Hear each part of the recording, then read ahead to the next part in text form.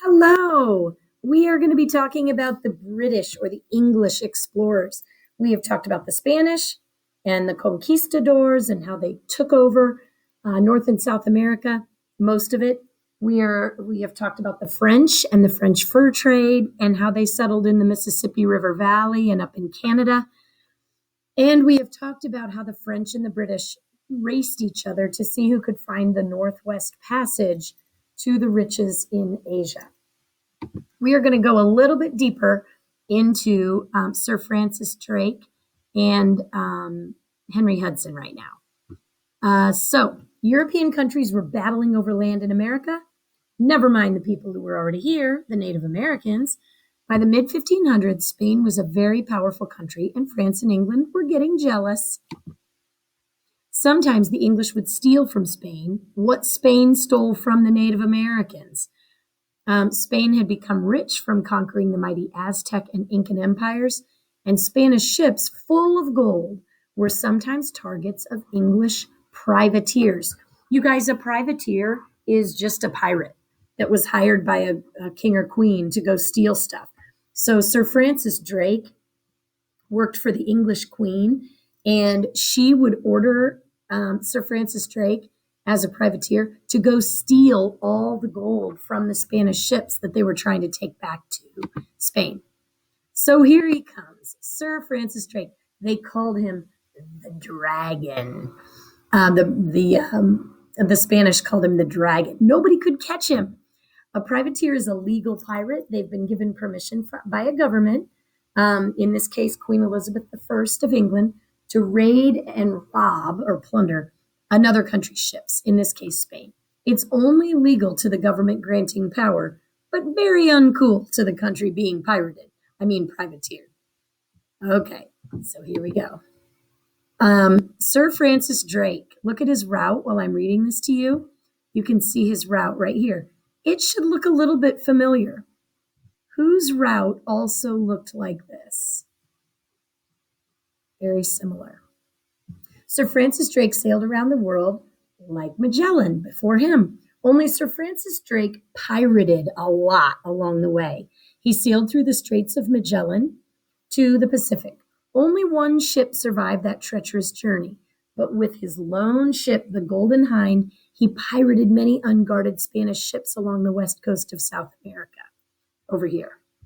He just pirated and pirated and pirated, robbed a bunch of Spanish ships. In Peru, remember where Pizarro was? In Peru, he captured a huge treasure ship of gold, and his ship got so heavy, it was riding low in the water. He didn't even know if he could make it home. He had so much gold. He sailed on to California, trying to find a northwest passage to Asia. Oops, sorry. I gotta go back. In California, he met friendly Native Americans who traded with him. He also claimed land in California for England. When he couldn't find a Northwest Passage, he headed, he's going up this coast by California. He can't find the Northwest Passage, so he heads west for England. For China. He picked up spices in China, right here in the Spice Islands, Moluccas, then sailed west around the coast of Africa, back home to England to greet a very happy queen.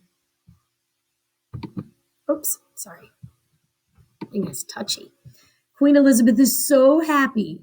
He gets down on his knees and the queen makes him a knight. He captured treasure that was equal to 2 times how much the queen made in a year in one trip. She loved him. So they're about to have a battle. The Spanish Armada is like a fleet of Spanish ships, and they're going to go up against the British ships in 1588. It's like a war at sea. So Spain was getting ticked off at England. In 1588, Spain sent an armada, a fleet of ships, to give England a spanking. Sir Francis Drake proves his worth to England again. He had an idea. Let's set fire to some of our old ships we don't care about anymore. The ships were empty, of course. When the Spanish Armada arrived on England's coast, the burning ships were sent out to meet them. The wind caused the fire to spread, and Spain was defeated. Spain lost 63 ships in the gunfire and the regular fire. And they lost 20, you guys, 20,000 men died.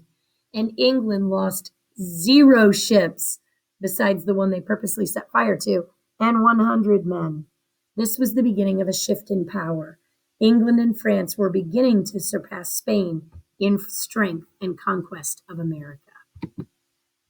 So meet Henry Hudson. He was an Englishman. We've already learned a little about him. He sails for both the Dutch and the English. He'd sail for whoever would pay him. He was trying to find a Northwest Passage to Asia. We now know it doesn't really exist. It would be a very dangerous, treacherous path filled with ice that would be nearly impossible to navigate. He was an expert navigator who was popular to hire because he didn't make you pay him in advance. He never lost a ship, he rarely lost a crew member, and he always returned home before the winter. Well, almost always. Stay tuned. During one of Hudson's 4 voyages, he explored along the coast of New York for the Dutch. He sailed along the Hudson rivers. Well, it was just called a river then. He named it after himself. It's right there. He was looking for a river that would cut all the way through North America and go to Asia. He sailed along the Hudson River and traded furs with Native Americans. The Dutch set up trading posts along the Hudson River and claimed land in present-day New York. So you can see from this, he went way up here and then came down. And remember, no maps. He's drawing the map as he goes. Oh, and then he gets stuck in Hudson Bay down here. Well, this all is called Hudson Bay. His last voyage was for the English. He sailed the Discovery ship into northern Canada, still looking for a Northwest Passage to Asia. He sailed up a 450-mile-long passageway that led to the Hudson Bay. Winter set in and the bay froze. The crew were stranded for the winter. When spring came and Hudson wouldn't return to England, his crew put Hudson, his son, and 7 loyal crew members in a small boat with no oars and left. No one saw or heard from Hudson again. However, England also claimed land in North America due to Hudson's voyage, and they eventually take control of New York from the Dutch. Okay, so that is quite a big deal. Henry Hudson and Sir Francis Drake. I hope you enjoyed learning about those guys. They are such great adventurers.